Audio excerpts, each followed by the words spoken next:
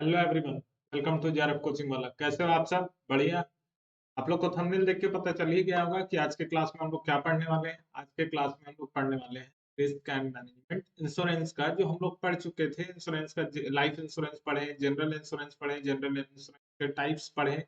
अब इंश्योरेंस में risk and management कैसे होते हैं वो हम लोग देखेंगे। रिस्क क्या है, मैनेजमेंट क्या है। ठीक है, चलते हैं क्लास में। ओके, चलिए देखिए, क्लास में हम लोग आ गए हैं। रिस्क एंड मैनेजमेंट हम लोग देखने वाले हैं। सबसे पहले हम लोग ये देखते हैं कि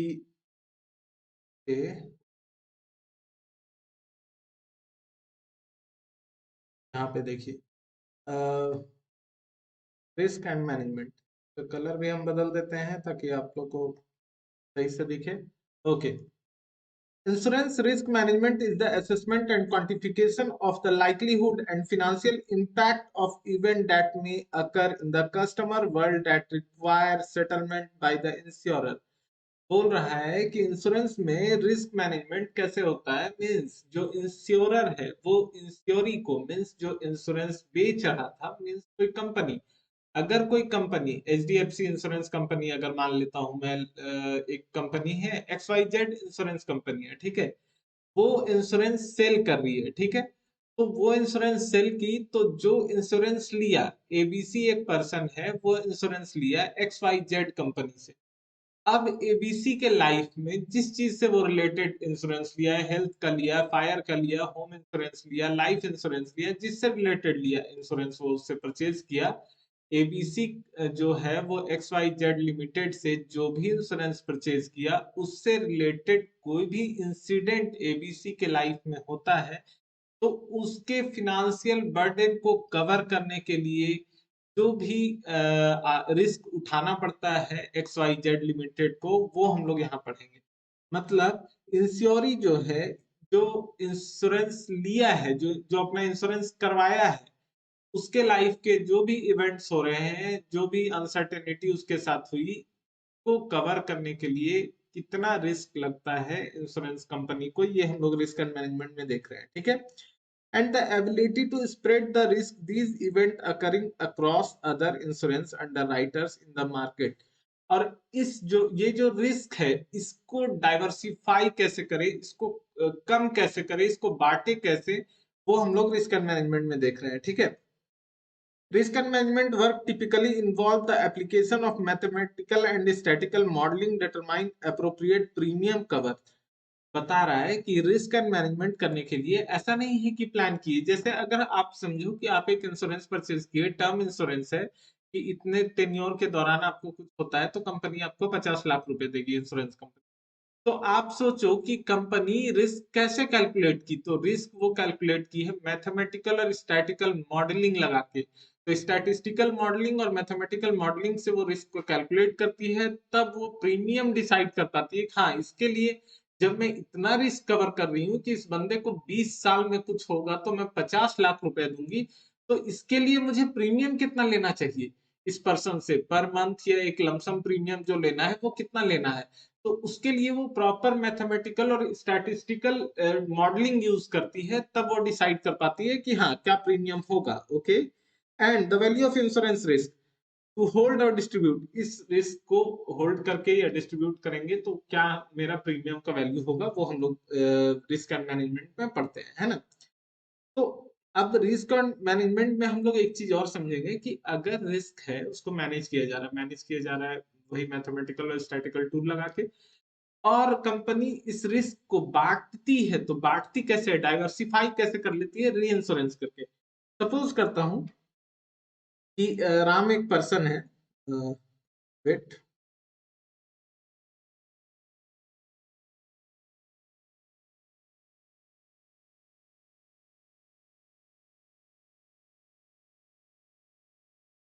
ओके, यहाँ देखते हैं। राम, राम है, ये इंश्योरेंस लिया, ये क्या लिया है, टर्म इंश्योरेंस लिया, ठीक है, 50 लाख रुपीज का फॉर 20 ईयर। 20 साल के अंदर कुछ भी इसको हो जाता है, टर्म इंश्योरेंस लिया है, कुछ भी इसको हो जाएगा तो कंपनी इसको 50 लाख रुपए कवर देगी, ठीक है। इसके फैमिली को। अगर डेथ हो जाता है तो 50 लाख राम के फैमिली को मिलने वाला है। कौन देगा? इंश्योरेंस कंपनी देगी। इंश्योरेंस कंपनी ये कवर देगी, ठीक है। अब आप समझो कि इंश्योरेंस कंपनी ये सोची कि देखो 50 लाख रुपए और प्रीमियम ऐसा बांधी कि आप मंथली पे करो 10,000, ठीक है। ईयरली आप पे करोगे 1,20,000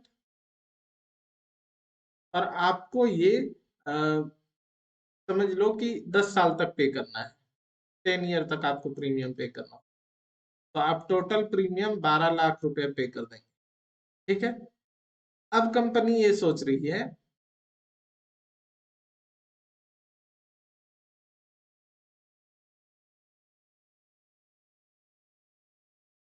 देखिए अब कंपनी ये सोच रही है कि अच्छा 12 लाख ये दे रहा है बंदा 10 साल में मुझे, और मैं 20 साल तक की इसकी गारंटी ले रही हूँ कि 20 साल तक में इसको कुछ हो जाता है तो इसको मुझे देना होगा 50 लाख रुपए। कितना देना होगा? 50 लाख रुपए। तो अगर मुझे इसको 50 लाख देना है तो रिस्क तो है। तो कंपनी एक काम और कर सकती है। एक तो ये तरीका है कि ये मैथमेटिकल टूल वगैरह लगा के, स्टैटिकल टूल वगैरह लगा के रिस्क कैलकुलेट की है, तब ये ऑफर की है।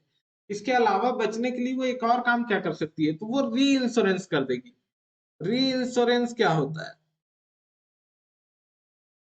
री इंश्योरेंस कंपनी का, तो सपोज कीजिए कि ये इंश्योरेंस जो परचेज किया था, राम जो टर्म इंश्योरेंस लिया था, ये लिया था अम, एक ओरिएंट इंश्योरेंस कंपनी से, ठीक है। ये 50 लाख का ओरिएंट इंश्योरेंस से लिया था, ठीक है। ये कंपनी से ये इंश्योरेंस परचेज किया था। ओरिएंट कंपनी सोची कि मुझे इतना रिस्क अकेले बियर नहीं करना है, तो ये इस पॉलिसी का इंश्योरेंस करा ली कि कुछ होता है तो मैं एक और कंपनी से इसका इंश्योरेंस ले लेती हूँ कि 50% वो बियर करे या फुल बियर करे, ऐसा वो कुछ की। और बोली कि ठीक है मैं कुछ उसको चार्ज पे करूंगी।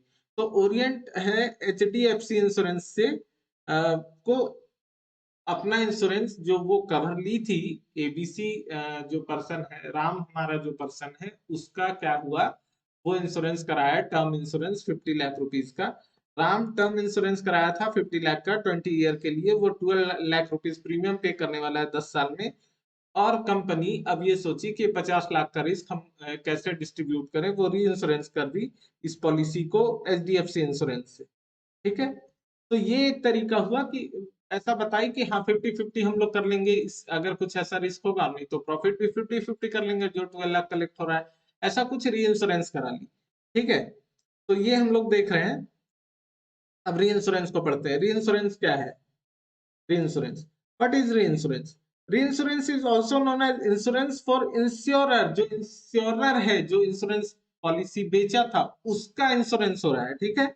और स्टॉप लॉस इंश्योरेंस, मतलब कि लॉसेस को रोकने के लिए एक इंश्योरेंस किया गया। Reinsurance is the practice where by the insurer transfer portion of risk. Insurer transfer करता है portion of risk portfolio to other party by some form of agreement. ये बोले तो कि ये अपने जो रिस्क को है वो ट्रांसफर कर रहा है अदर पार्टी को कुछ एग्रीमेंट के फॉर्म में, to reduce the likelihood of paying large obligation. 50 lakh ना पे करना पड़े अकेले, इसके लिए वो ऐसा काम किया, ठीक है। Resulting from an insurance claim. Insurance claim के टाइम पे जो उसको उतना बल्क अमाउंट पे करना पड़ेगा, उससे बचने के लिए इंश्योरेंस कंपनी री इंश्योरेंस करा देता है, ठीक है। The party that diversified its insurance portfolio is known as seeding party. और ये जो थर्ड पार्टी जो हमारे ये HDFC इंश्योरेंस था, इसको हम लोग बोलते हैं सीडिंग पार्टी, ठीक है। सीडिंग पार्टी से याद रखिएगा। The party that accept a portion of the potential obligation, वो पोर्शन जिसमें पोटेंशियल ऑब्लिगेशन जो पार्टी एक्सेप्ट करती है in the exchange of share of the insurance premium is known as reinsurer. आपका insurance premium का कुछ share वो लेने लगती है जो ये इंश्योरेंस इंश्योर कर रही है आपको कि आपका इंश्योरेंस क्लेम अगर होता है उस वक्त मैं आपको सपोर्ट करूंगी फिनेंशियल। तो उसको को हम लोग री इंश्योरर बोलते हैं, ठीक है। री इंश्योरर वर्क कैसे करता है? How reinsurer work? Reinsurance how reinsurance work, reinsurance काम कैसे करता है? Reinsurance allow insurer to remain solvent by recovering some or all amount paid of claimants. मतलब ये इंश्योर करता है कि जब क्लेम होगा तो कुछ पैसा या पूरा पैसा वो बियर कर लेगा। जो री इंश्योरेंस कंपनी है, जो सीडिंग पार्टी है, वो बियर करेगी। सीडिंग पार्टी कौन है? जो कंपनी आपके इंश्योरर के रिस्क को बांट रही है, जो इंश्योरेंस बेच रहा है उसके रिस्क को जो कंपनी डिस्ट्रीब्यूट कर रही है आपस में, वो सीडिंग पार्टी होती है। मीन्स कह सकते हैं इंश्योरर और इंश्योरी के बीच एक और पार्टी आ जाती है साइड से, थर्ड पार्टी, उसको सीडिंग पार्टी बोलते हैं। ठीक है। Sir, reinsurance reduce the net liability, बिल्कुल ये नेट लाइबिलिटी घटाता है ऑन इंडिविजुअल रिस्क पर डिस्ट्रक्शन प्रोटेक्शन फ्रॉम लार्ज और मल्टीपल लॉसेस, ये प्रोटेक्ट करता है बड़ा या बहुत सारे लॉसेस से। ठीक है। The practice also provide seeding company, ये प्रैक्टिस जो है प्रोवाइड करता है seeding company, third party company, those that seek reinsurance, जो reinsurance लेती है, the capacity to increase the underwriting capability in term of the number and the size of risk, ये number और साइज ऑफ रिस्क के according काम करती है। ठीक है। कहा जाता है कि according to insurance information institution, तो इंश्योरेंस इंफॉर्मेशन इंस्टीट्यूट जो है आईआईआई, इंश्योरेंस इंफॉर्मेशन इंस्टीट्यूट, वो उसके अकॉर्डिंग एक डाटा है, जो हुरिकेन एंड्रयू आया था वो काउज किया था 15.5 बिलियन का डैमेज फ्लोरिडा में 1992 में। ये अमेरिकन एक कह सकते हैं कि बर्बादी, एक तबाही आया था, सुनामी की तरह आया था कुछ, हुरिकेन एंड्रयू। वो 15.5 बिलियन का डैमेज दिया था, और इसके वजह से क्या हुआ, causing 7 US insurance company to become insolvent. 7 US company दिवालिया हो गई थी भाई साहब। समझ रहे हो? बेनिफिट ऑफ री इंश्योरेंस, क्या फायदा है री इंश्योरेंस का? Bye covering the insurer against accumulated individual commitments, insurer को कवर करता है उसके इंडिविजुअल कमिटमेंट्स को। Reinsurance give the insurer more security for its equity and solvency by increasing the ability of withstand the financial burden with unusual and major event occur। जो unusual और major event हो जाते हैं उसमें insurer को बचाने के लिए ये सामने आता है। तो री इंश्योरेंस का ये बेनिफिट है। थ्रू थ्रू री इंश्योरेंस के थ्रू क्या होगा, इंश्योरर में underwrite policy covering a large quantity of volume of risk without excessively raising administrative cost। री इंश्योरेंस की वजह से जो आपका इंश्योरेंस कंपनी है, जो इंश्योरर है, वो आपको बहुत सारा रिस्क का बर्डन उठाने को रेडी हो जाता है बिना अपना एडमिनिस्ट्रेशन कॉस्ट बढ़ाए हुए। Cover their solvency margin. In addition, reinsurance makes substantial liquid asset available to insurer case of exceptional losses, है ना? Insurer are legally required to maintain sufficient reserve to pay all potential claim and issued policy। जो insurer होता है उसको legally requirement रहता है कि वो सारे सफिशिएंट रिजर्व जो है उसको पे करे और पोटेंशियल क्लेम को जो पॉलिसी में इशू किया गया उसको बियर करे। ओके। टाइप ऑफ री इंश्योरेंस, कितने टाइप के होते हैं? बेसिकली 2 टाइप के होते हैं, है ना? फैकल्टेटिव फैकल्टेटिव कवरेज, और एक आता है हमारा री इंश्योरेंस ट्रीटी। फैकल्टेटिव कवरेज क्या होता है? फैकल्टेटिव कवरेज में हम लोग देखिए मानते हैं कि अगर एक इंडिविजुअल कुछ इंश्योरेंस कराया, ठीक है, उसमें हम लोग फैकल्टेटिव में देखते हैं अगर कोई हेल्थ इंश्योरेंस लिया, तो री इंश्योरेंस कोई कंपनी है, एग्जाम्पल इसी को ले लेते हैं, ओरिएंट को। ओरिएंट हेल्थ इंश्योरेंस एचडीएफसी री इंश्योरेंस कंपनी है, ठीक है, री इंश्योरेंस कंपनी, ऐसा मान के चले। तो ओरिएंट जो है, ओरिएंट हेल्थ इंश्योरेंस किसी को सेल की, अपनी पॉलिसी बेची है, वो बंदा 4 मेजर बीमारी के लिए हेल्थ इंश्योरेंस लिया है, कैंसर, एड्स, टीबी और स्टमक अल्सर। ऐसे 4 बीमारी कवर हो रहे हैं इसके हेल्थ इंश्योरेंस में, एक एग्जांपल की तरह ले रहे हैं, 4 बीमारी कवर हो रहे हैं। अब एचडीएफसी री इंश्योरेंस कंपनी ये बोली कि कैंसर से अगर उसे कुछ हो रहा है तो मैं री इंश्योरेंस मैं ले रही हूँ, उसको मैं बियर करूंगी। ठीक है। कोई और कंपनी वो बता रही है कि अगर उसको एड्स वगैरह कुछ होता है तो मैं बियर करूंगी। कोई थर्ड कंपनी होगी वो बोलेगी टीवी अगर होगा तो मैं बियर करूंगी। एक पेप्टिक अल्सर या स्टमक अल्सर की बात करें तो मैं बियर करूंगी। तो इसमें क्या हुआ कि अलग अलग फैकल्टेटिव मतलब होता है इंडिविजुअल के रिस्क को अलग अलग या एक ही कंपनी अगर बियर कर रही है, मान लेते हैं एचडीएफसी बियर करेगी तो वो अलग अलग डील करेगी। कैंसर के लिए री इंश्योरेंस कराओगे तो ऐसा है, टीबी हो गया उसको तो री इंश्योरेंस का ऐसा है। लेकिन जो ट्रीटी हमारा होता है री इंश्योरेंस ट्रीटी, उसमें एक सेट पीरियड के लिए उसको कुछ भी होगा तो री इंश्योरेंस कंपनी बियर करेगी। समझ रहे हो? तो पढ़ लेते हैं। Facultative coverage protect an insurer for an individual और स्पेसिफाइड रिस्क और कॉन्ट्रैक्ट। एक इंडिविजुअल का स्पेसिफाइड रिस्क को वो इंश्योर कर रही है, री इंश्योर, ठीक है। If several risks or contract need reinsurance, they renegotiated separately. अगर बाकी रिस्क को भी कवर करना है तो ये सेपरेटली रीनेगोशिएट करेगा उसको, है ना। द इंश्योरर री insurer hold all right for accepting और डिनाइंग फैकल्टेटिव। तो जब जो री इंश्योरर होता है इसके पास सारे राइट आ जाते हैं उसको उसके प्रीमियम को पे करने, मतलब उसके डैमेज को पे करने का, मतलब उसके क्लेम को पे करने का या डिनाई करने का, ठीक है। The reinsurance treaty for a set period rather than a per risk contract basis बोला तो उसमें हर रिस्क के लिए डील होता है, इसमें प्रॉपर एक साथ डील होता है, कम्युलेटिव वे में डील होगा, ठीक है। The reinsurer cover all the portion of risk that the insurer may occur। जो इंश्योरर को हो सकता है वो रिस्क ऑल टाइप का reinsurer कवर कर लेगा, ठीक है। की पॉइंट देखते हैं। की पॉइंट हमारा आ गया reinsurance. The insurance of insurer transfer the risk to another company to reduce likelihood और large pay out for claim. Reinsurance का मतलब है कि insurance for insurer, simple word में री इंश्योरेंस को बोल रहे हैं इंश्योरेंस फॉर इंश्योरर। इसमें क्या होता है कि ट्रांसफर कर देता है, री इंश्योरेंस में होता है कि इंश्योरर का जो रिस्क है वो ट्रांसफर कर देता है वो दूसरी कंपनी को, ताकि वो बड़े पेमेंट से बच सके, बड़े क्लेम से बच सके, है ना।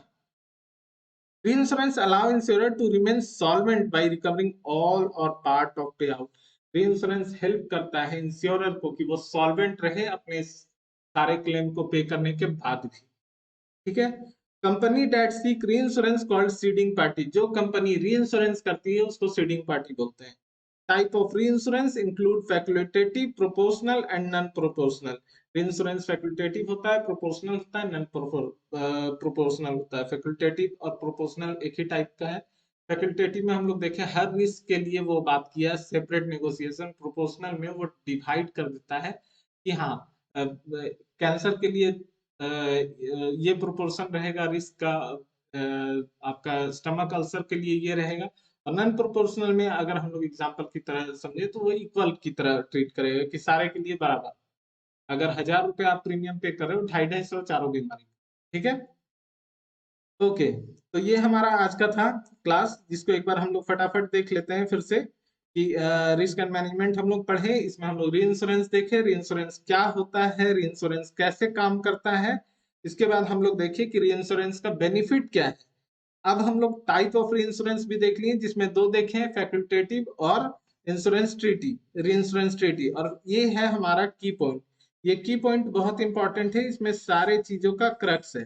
तो एक बार आप नोट्स बनाते वक्त इसको ध्यान देंगे, है ना। और मैं आप लोग को बता दूं कि एग्जाम का आप लोग का एडमिट कार्ड का जो एक और 3 तक, 3 तारीख तक जो एग्जाम होने 3 मार्च तक, उसका भी आ गया है डेट वगैरह, एडमिट कार्ड का रिलीज डेट वगैरह। एडमिट कार्ड रिलीज कर दिया है, आप उसे आराम से डाउनलोड कर लें। आपका जो भी सब्जेक्ट पढ़ रहा है एग्जाम का, आप अच्छे से प्रिपरेशन करें, अच्छे से एग्जाम दें। मैं क्वेश्चंस पेपर 1 के जल्द लेके आऊंगा। और आप लोग को मैं पहले भी बता चुका हूँ और भी वीडियोस में कि आप लोग को कोई भी कॉन्सेप्ट में कंफ्यूजन है तो आप बेशक मुझे टेलीग्राम पे या इंस्टा पे डीएम कर सकते हैं, व्हाट्सएप भी कर सकते हैं। मैं उस कॉन्सेप्ट को, उस क्वेश्चन को एक कॉन्सेप्ट के फॉर्म में लाऊंगा। एक छोटा सा 3-4 मिनट का वीडियो क्लिप रहेगा जिसमें आपको वो कॉन्सेप्ट अच्छे से समझा दिया जाएगा, वो प्रॉब्लम आपका डील कर दिया जाएगा, ताकि आपको प्रिपरेशन में हेल्प हो, आप प्रिपरेशन को बूस्ट कर सके, है ना। तो मिलते हैं नेक्स्ट क्लास में, तब तक के लिए जय हिंद दोस्तों।